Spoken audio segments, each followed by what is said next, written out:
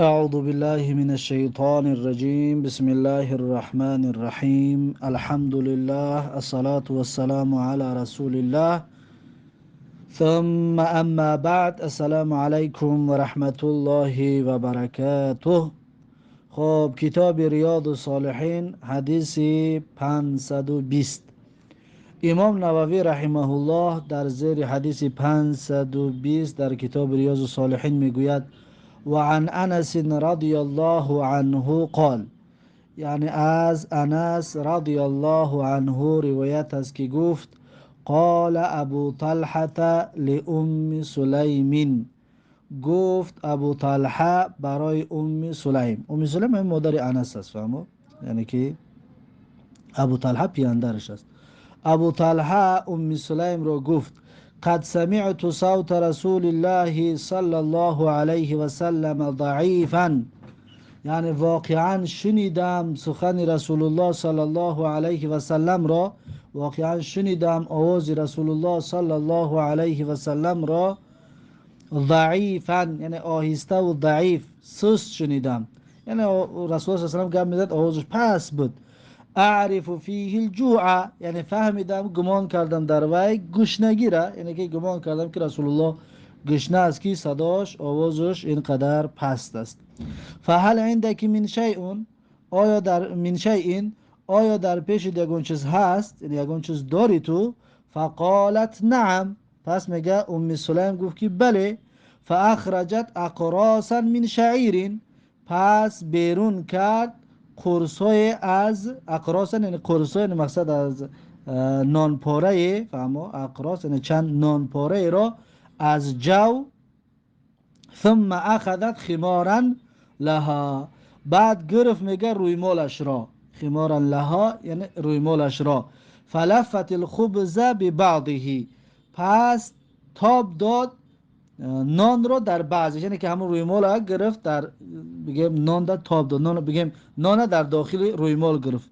ثم دسته تحت ثوبی، پس پنهان کرد همون نان را، دست یعنی که بگیم تای لباس دگون چی میدادی، تای کشیده میگیری کو، همین خیلی بگیم پنهان کرد در زیر ثوب من، در زیر لباس من.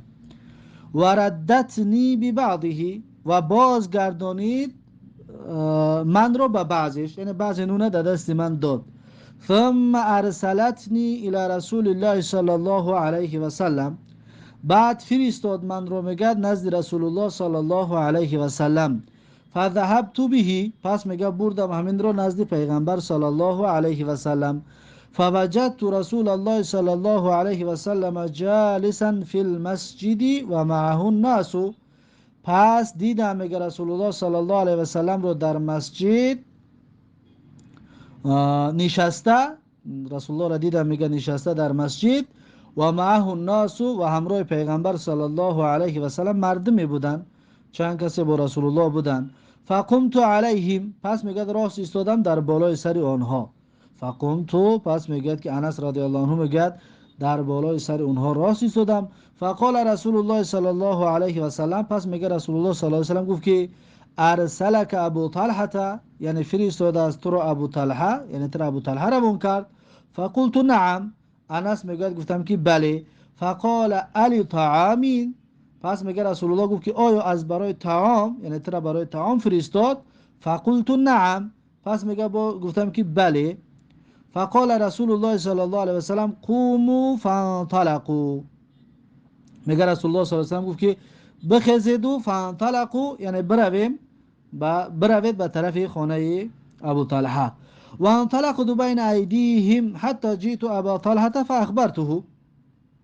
و انطلقت یعنی که من برا افتادم، یا که من آمدم بین ایدیهم، یعنی که پیش پیش آنها، بین ایدیهم یعنی پیش پیش این رسول الله و اصحاب. حتی جئت، تا اینکه میگه من رسیدم ابا طلحه، در نزد ابو طلحه. فاخبرته، پس میگه خبر دادم ابو طلحه را.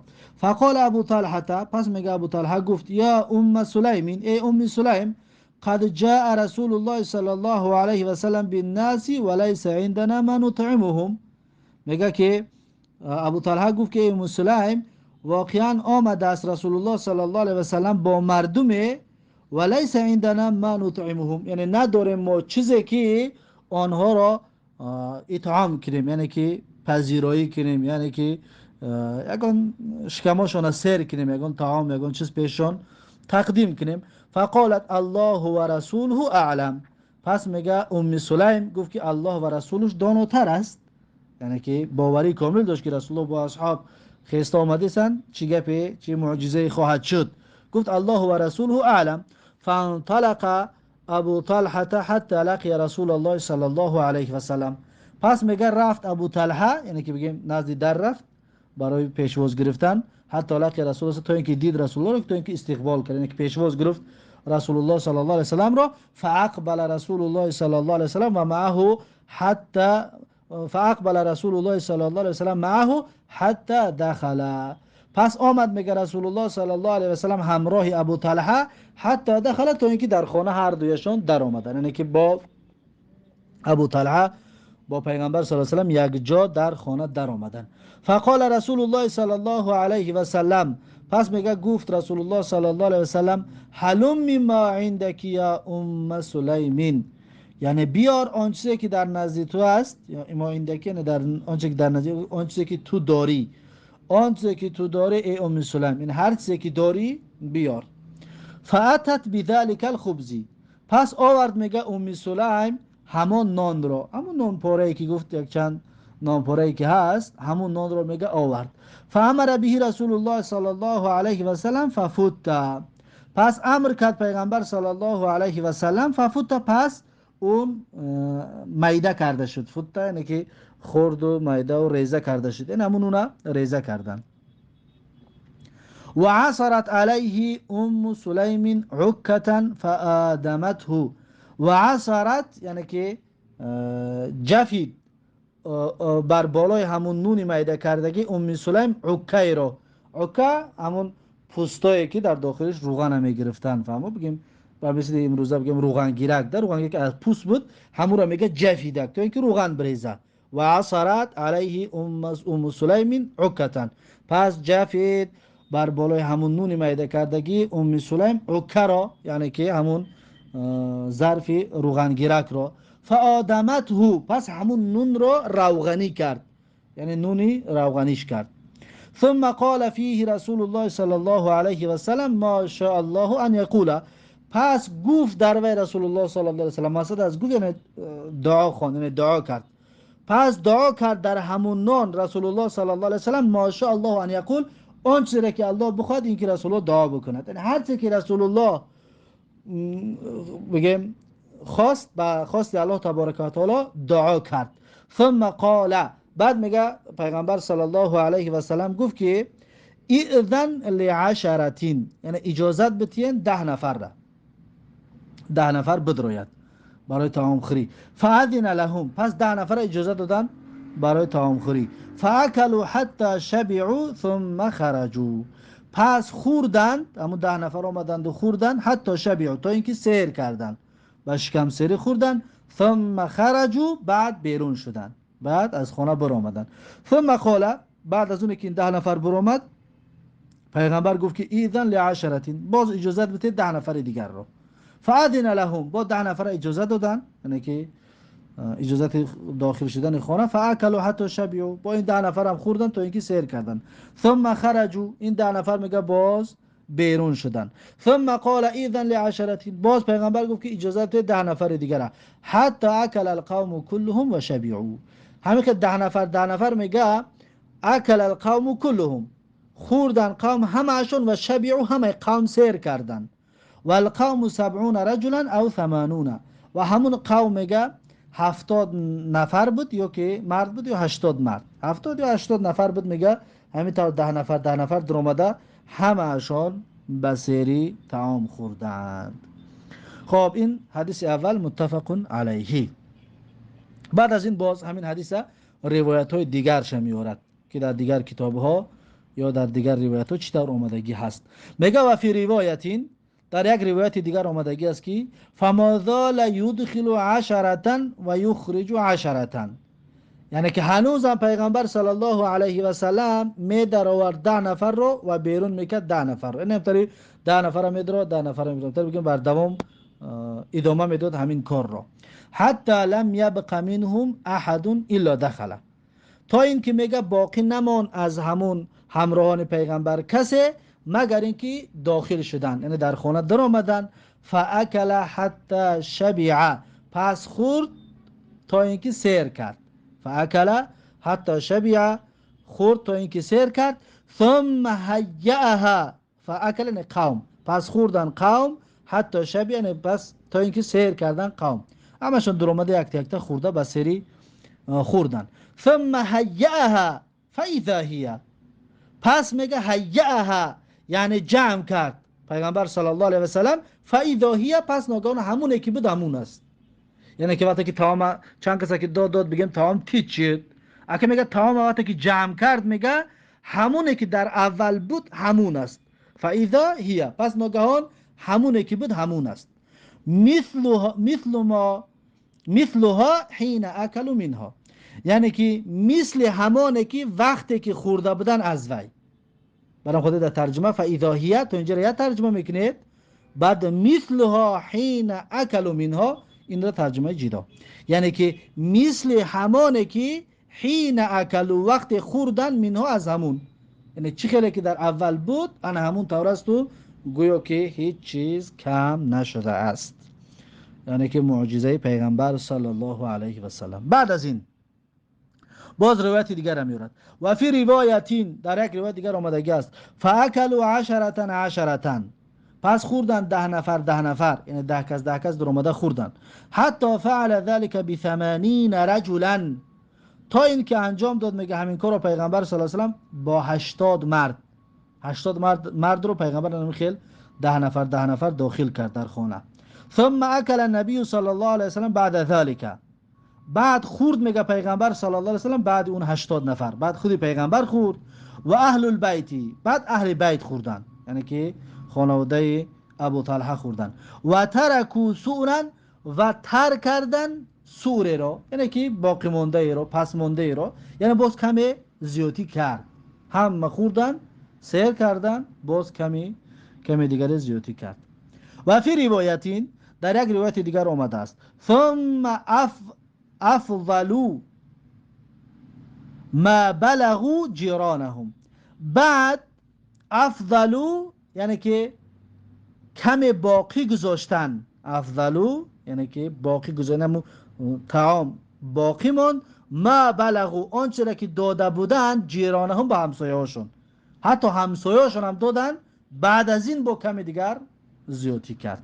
افضلوا در اینجا به معنای فضله بود که یعنی که فضله بود که یعنی باقی مانده زیادی، یعنی که افضل یعنی که باقی گذاشتن، زیادی گذاشتن از آن چیزی که دادن همسایه‌شان رو، از همسایه هم زیادی کرد.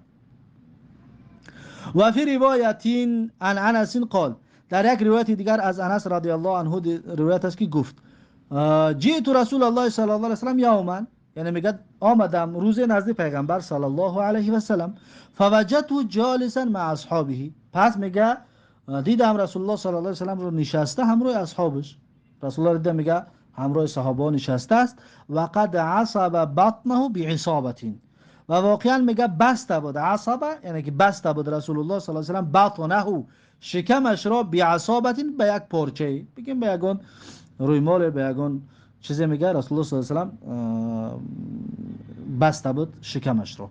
فقلت لبعض اصحابه، پس میگه گفتم بعض اصحاب پیغمبر رو، یعنی بعض دیگر رو پرسیدم که لما عصب رسول الله صلی الله علیه و سلم بطنه، یعنی چرا بسته است رسول الله صلی الله علیه و سلم شکمش رو، یعنی برای چی رسول الله شکمش رو بسته است؟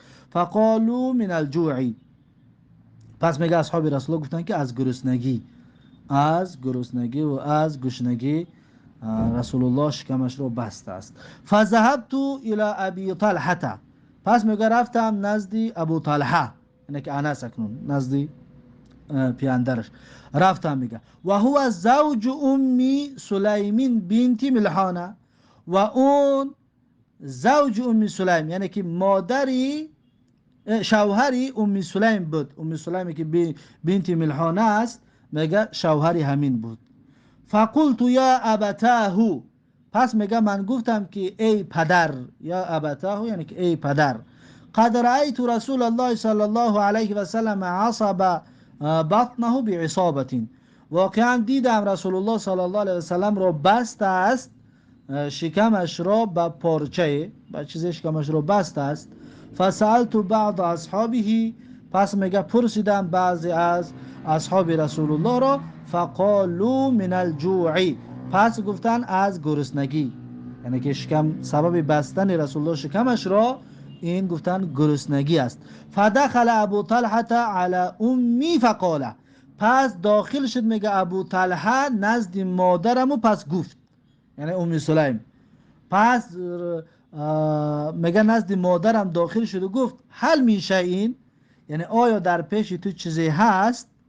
قالت نعم عندي کسر من خبز و تمرات، میگه گفت بله دارم من کسر من خبز، یعنی چند پاره نان، کسر چند پاره از نان، یعنی چند پاره نان دارم، و تمرات و چند دانه خرمای دیگر، و چند دانه خرما هم هست. فإن جاءنا رسول الله صلی الله علیه وسلم وحده اشبعناه، پس اگر که بیاید رسول الله صلی الله علیه و سلم نزدمان وحده، یعنی به تنهایی، رسول الله خودش تنها بیاید، اشبعناه یعنی وی رو سیر کرده میتوانیم، اشبعناه سیرش میکنیم اگر رسول الله خودش تنها بیاید. و این جاء آخر معه قل عنهم، و اگر بیاید دیگر آخرو یعنی دیگرها همراه پیغمبر صلی الله علیه و سلم، قل عنهم، در این صورت میگه قل عنهم یعنی کم است بر اونها، یعنی که اونها را همش سیر کرده نمیتوانیم. و ذکر تمام الحدیثی، بعد میگه ذکر کرد باقی مونده حدیث رو، همون قصه که بعد دیگه پیغمبر آمد و بعد همه سیر کردن، یعنی که دیگه روایت است، آمدند و سیر کردن، خلاصه باز همون معجزه پیغمبر صلی الله علیه و سلم. خب این است آخرین حدیث از این باب. با همین این باب خلاص شد و باب نو، باب القناعة والاقتصاد في المعيشة والانفاق وذم السؤال من غیر ضرورت، این را انشاءالله درس آینده خواهیم گرفت. بارک الله فیکم و جزاکم الله خیرا و السلام علیکم و رحمت الله و برکاته.